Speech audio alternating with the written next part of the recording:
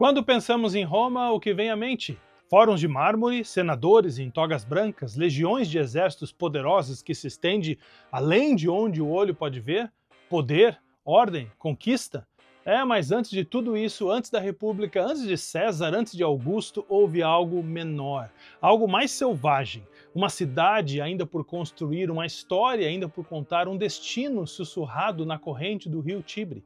E é aqui que a nossa jornada começa. O primeiro vídeo de uma série de vídeos explorando a carta de Paulo aos Romanos, uma série que nos levará das ruas da Roma Antiga até o coração de um povo lutando com poder, um povo lutando com fé e identidade.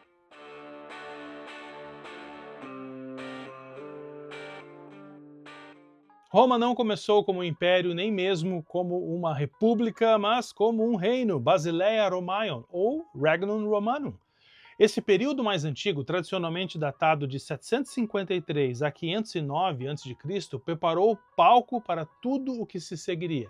E como todos os grandes começos, Roma começa com um mito, porque os romanos adoravam se ver na lenda para enraizar sua identidade em histórias que brilham entre a verdade e a imaginação. A mais famosa delas é a história de Rômulo e Remo. Acho que você conhece essa história. Filhos de Marte, deus da guerra, nascidos em Alba Longa, abandonados pela crueldade humana, salvos pelo deus rio Tiberinus. A cesta que os carregava chegou à margem e lá uma loba os encontrou e o amamentou, dando assim vida àquilo que se tornaria Roma. E um pastor chamado Fausto descobriu os gêmeos, levou-os para casa e os criou como seus próprios filhos. Quando eles cresceram, os irmãos discordaram sobre a localização da futura cidade que fundariam. Rômulo queria estabelecer a cidade sobre o Monte Palatino, Remo sobre o Monte Aventino. Tensão, ambição e destino no ar. Até que Rômulo decidiu resolver o problema no melhor estilo romano, matando seu irmão. E nesse ato de violência, Roma nasceu, em 753 a.C. Lenda ou história, não importa. O que importa é que os romanos viram em sua própria história o nascimento de uma cidade forjada pelo conflito, pela coragem, pela fome de grandeza. Mas Roma não cresceu sem deixar de observar os seus vizinhos. Os gregos trouxeram arte, alfabeto, religião. Dos etruscos trouxeram arquitetura, política, engenharia. E desde o seu início, Roma foi uma mistura cultural. Uma cidade de complexidade e ambição, um lugar onde mito e realidade dançavam juntos. A tradição nos conta que Roma teve 7 reis. Se cada detalhe é preciso ou se alguns nomes estão envoltos em lenda, a gente não sabe. Mas essas figuras refletem o pulso da vida inicial de Roma. Rômulo, o fundador, foi, claro, o primeiro rei. Bom, além de assassinar o seu próprio irmão, ele criou também algumas outras coisinhas. Ele criou instituições, ele criou o Senado, o Fórum, ele dividiu a população em tribos, mostrando desde cedo que Roma era uma cidade que queria não apenas sobreviver, mas também queria se organizar, queria crescer organizada. Depois veio o segundo rei, Numa Pompílio. Esse foi o rei pacífico. Ele deu alma a Roma. Ele criou a religião, ele criou o núcleo dos sacerdotes, ele criou os rituais religiosos, ele criou os festivais sagrados. Ele lembrou a uma cidade construída sobre sangue que a ordem poderia vir também através da devoção. Em seguida, Túlio Hostílio, o rei guerreiro. Esse foi o cara responsável pela inicial expansão, pela conquista. Ele trouxe Alba Longa de Joelhos, a região logo ao lado de Roma. A sombra de Roma começou então com ele a se estender além das colinas. Ancus Márcios foi o quarto rei. Ele combinou ambição com infraestrutura. Ele construiu a primeira ponte sobre o rio Tibre. Ele desenvolveu o porto de Ostia. E Roma já não estava apenas sobrevivendo, já estava aprendendo a prosperar. Depois veio Tarquínio Prisco, o primeiro rei etrusco. Bom, com ele, o desenvolvimento urbano simplesmente disparou. Templos surgiram em todos os lugares. Aquedutos começaram a fluir pela cidade. Sistema de esgotos cavaram caminhos sob as ruas de Roma. E Roma estava se tornando uma cidade digna de lenda, super organizada, e todo mundo ficava impressionado com a cidade. Sérvio Túlio foi o rei reformador. Ele criou o censo, ele dividiu os cidadãos em classes baseadas na riqueza, e Roma então estava aprendendo a linguagem da política, a linguagem da ordem, a linguagem da responsabilidade. Finalmente, o último rei, Tarquinius Superbus, o orgulhoso, um tirano, sua arrogância e sua crueldade inflamaram uma rebelião. A casa real, com ele, se tornou um símbolo do que Roma devia rejeitar. O povo se levantou e a monarquia terminou. Em 509 a.C., o reino desabou e nascia, então, a República. Mesmo assim, é importante entender que esses primeiros séculos do reino de Roma viram a cidade lançar as suas fundações. A sociedade dividida entre patrícios, as famílias aristocráticas, e os plebeus, o povo comum, moldaria a política da região do mar Mediterrâneo por séculos. O Senado, outrora um conselho consultivo sob a liderança dos monarcas, tornou-se eventualmente, pouco a pouco, o coração pulsante da República. Religiosamente, reis e sacerdotes romanos estabeleceram rituais. Eles criaram templos e cargos ligando a ordem cívica ao favor divino. Ou seja, eles estavam ensinando a cidade que o poder e piedade podiam caminhar juntos. E fisicamente, a cidade cresceu, o fórum, as muralhas, as estradas. Roma já estava se transformando de um agrupamento de cabanas em colinas para um centro de cultura política e destino, na verdade. E tudo começou com estes 7 reis, cada um deixando uma marca, cada um moldando o ritmo de uma cidade que um dia comandaria o mundo. Chegamos então ao momento da virada. Em 509 a.C., Roma começou a mudar. Tarquínio, o soberbo, o último rei, havia levado Roma longe demais, com muita crueldade, com muita arrogância. E um único ato inflamou uma revolução. Foi o abuso de uma nobre mulher chamada Lucrécia. A sua dignidade foi roubada, a sua honra foi violada, a sua morte provocou uma rebelião liderada por seu marido e por seu pai. E Roma disse, basta, chega de reis, não queremos mais reis. E no lugar da monarquia surgiu a república, em latim, res publica, ou seja, a coisa pública. O poder compartilhado, o poder equilibrado, 2 cônsules, não apenas um, eleitos anualmente, comandando o exército e liderando o Estado. O Senado, antes consultivo, cresceu e muito em força. As assembleias populares permitiam que os cidadãos voltassem a ter o direito de voto, embora o equilíbrio de poder ainda favorecesse os ricos. Os romanos se reinventaram, eles aprenderam que a liberdade é frágil e precisa ser protegida, mas nem todos estavam satisfeitos.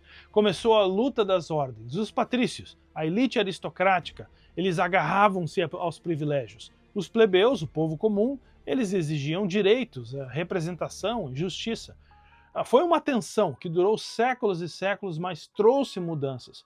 Os tribunos da plebe trouxeram poder de veto contra as ações injustas. As 12 tábuas, que foram as primeiras leis escritas de Roma, trouxeram acesso gradual dos plebeus a cargos políticos e também a cargos sacerdócios. Roma estava aprendendo o ritmo do compromisso, ou seja, a dança entre poder e justiça. E a república estava tomando forma. E Roma não parou na política, expandiu-se. Primeiro, subjugou a Itália, forjou alianças, incorporou povos conquistados ao seu sistema. Depois derrotou Cartago, no norte da África, as guerras púnicas, e ascendeu ao domínio sobre o mar Mediterrâneo. Depois vieram Grécia, Ásia Menor e muito além, riqueza, escravos, cultura e muita tensão. Roma tornou-se não apenas uma cidade ou um sistema, mas uma força que tocava o mundo. No entanto, nos séculos 2 e 1 a.C., a República também começou a sentir algum desgaste. As conquistas enriqueciam as elites, mas deixavam os pequenos agricultores, por exemplo, ou os pequenos comerciantes, em dificuldade. Generais ambiciosos como Mário, Sula, Pompeu, Júlio César usaram exércitos para tomar o poder político. E a Guerra Civil eclodiu.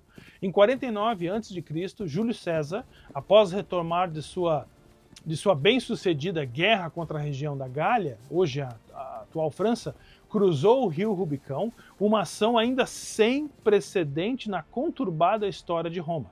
O Rubicão era o limite natural da cidade de Roma, tá bom? E nenhum general tinha autorização para entrar na cidade e trazer junto consigo seus exércitos para perto da área urbana da cidade, no intuito de evitar ameaças proferidas à autonomia de Roma, da cidade, e a liberdade da cidade fosse ameaçada com a presença de soldados nas ruas. Então, os generais tinham que deixar os soldados lá fora, no limite de Roma. Mas ao cruzar o rio, Júlio César teria proferido a famosa sentença Alea iacta est, ou seja, a sorte está lançada, ou mais literalmente, os dados foram lançados. Ele sabia que ao cruzar o Rubicão e entrar nos limites de Roma com seus exércitos, ele estava quebrando uma tradição histórica que general algum até então havia ousado quebrar. Era um ponto sem retorno, para ele e para a cidade. Ele poderia ser bem-sucedido ou poderia estar ali traçando a sua sentença de morte. Mas César derrotou seus rivais políticos, derrotou seus rivais militares, declarou-se ditador vitalício, iniciou uma série de reformas sociais e políticas, incluindo a criação do calendário juliano, veio dele, Júlio César, continuou a centralizar o poder e a burocracia da República pelos anos seguintes, dando a si mesmo grande autoridade e, 5 anos depois, em 44 a.C., foi assassinado pelo mesmo Senado que 500 anos antes havia prometido eliminar qualquer tipo de rei que ousasse tomar as rédeas do governo romano. A República nascera, segundo os senadores, para rejeitar a monarquia, mas que agora, devido ao assassinato do seu ditador, estava se quebrando sobre as suas próprias ambições. A história de Roma se movia em direção a algo muito maior. Chega então o nascimento do Império. Roma estava exausta. A guerra civil havia rasgado famílias, exércitos e a própria república. Mas do caos, um novo nome surgiu. E o nome dessa pessoa é Octaviano, ou, mais propriamente dito, Gaius Iulius Caesar Octavianus, filho adotivo e herdeiro de Júlio César. Ele segurava os pedaços de Roma em suas mãos.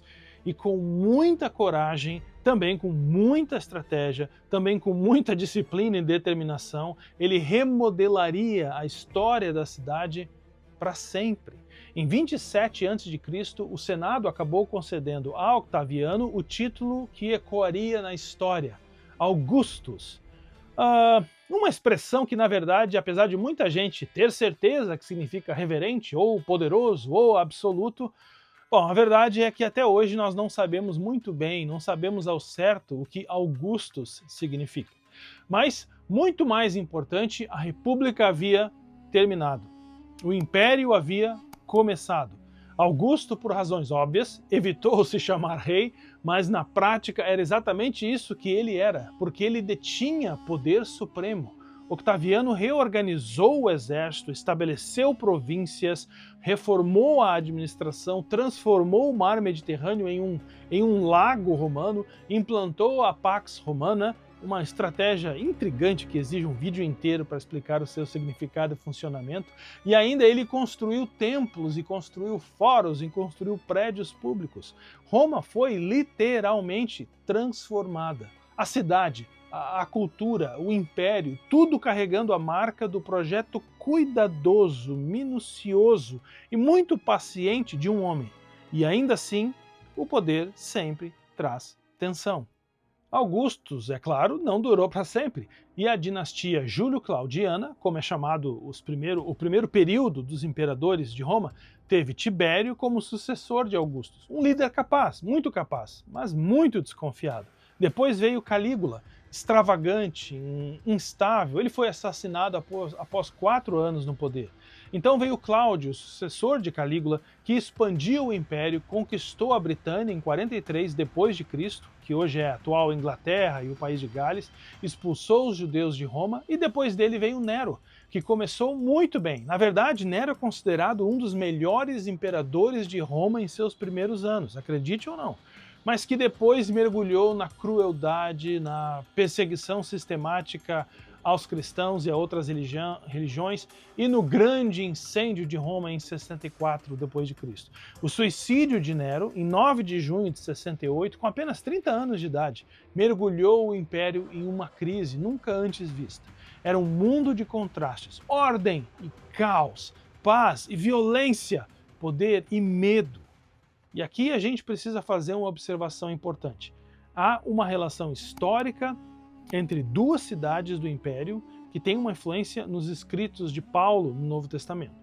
Como eu disse em outro vídeo, você pode encontrar o link na descrição, esse vídeo fala sobre o contexto histórico da carta de Paulo aos Filipenses. Muito ao leste de Roma, a cidade de Filipos estava também sendo moldada pela história, juntamente com Roma. Paulo escreveria à igreja nessa cidade mais tarde, mas antes disso, Filipos tinha sua própria história.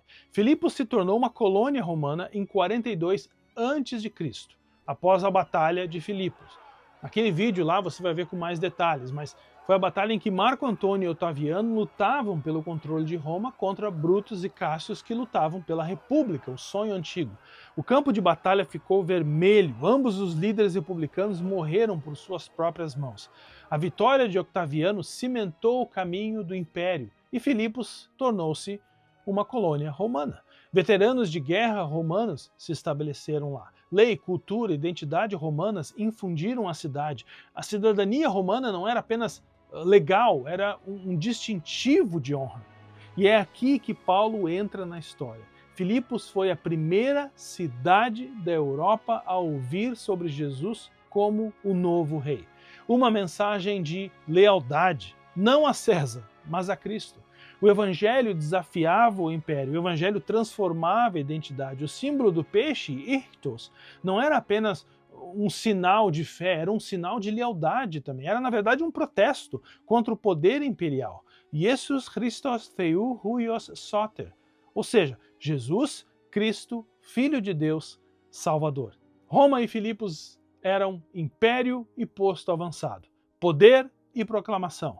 E Paulo escreve as duas cartas com muita intenção. Para Roma, ele apresentava o evangelho sistematicamente. Para Filipos, ele nutria uma igreja sob a sombra imperial. Ambas as cartas, a carta aos romanos e a carta aos filipenses, desafiam a reivindicação de César ao apresentar Cristo como o verdadeiro Kyrios, ou seja, o verdadeiro Senhor. Os campos de batalha, toda a infraestrutura da cidade, as estradas, os imperadores, os senadores, tudo isso fica pálido diante dessa afirmação. A igreja é o posto avançado do reino de Cristo. Nossa cidadania está nos céus. Não está em Roma, não está em Filipos, não está em César, está em Cristo. Roma, Filipos e as cartas de Paulo. E aqui está o coração disso tudo. Roma é o império, Filipos é o eco distante. E Paulo em pé na sombra de ambos, escrevendo cartas que reverberam pelos séculos. A Batalha de Filipos preparou o palco para isso. Augustus ascendeu, o poder de Roma se espalhou como um tsunami pelo mar Mediterrâneo, cidadania, lei, cultura, tudo isso irradiando da capital. E ainda assim, o evangelho chega silenciosamente, subversivamente. Cristo entra em cena como Kyrios, o verdadeiro Senhor, e de repente a lealdade não é mais sobre Roma ou César, é sobre Cristo. E quando lemos Romanos, a carta aos Romanos, quando lemos a carta aos Filipenses, nós não estamos apenas lendo história, não estamos apenas lendo religião ou teologia, nós estamos entrando em um mundo onde o império encontra a eternidade. Roma se ergue sobre o mar Mediterrâneo, legiões marcham, senadores conspiram, imperadores reclamam suas coroas, e ainda assim, no meio de todo esse poder, um único homem escreve cartas. Suas cartas desafiam o império, suas cartas confrontam lealdade, suas cartas revelam um reino como nenhum outro que o mundo já havia visto. Ok, eu preciso terminar esse vídeo agora, senão você vai acabar pegando no sono. Então deixa eu só te dizer uma coisa, eu espero que ao chegar ao fim desse primeiro episódio da nossa série sobre a Carta aos Romanos, eu tenha conseguido ajudar você a entender que a história de Roma, desde os reis até a República, desde César até Augusto, formam o palco onde o poder do império se encontra com o Evangelho de Cristo.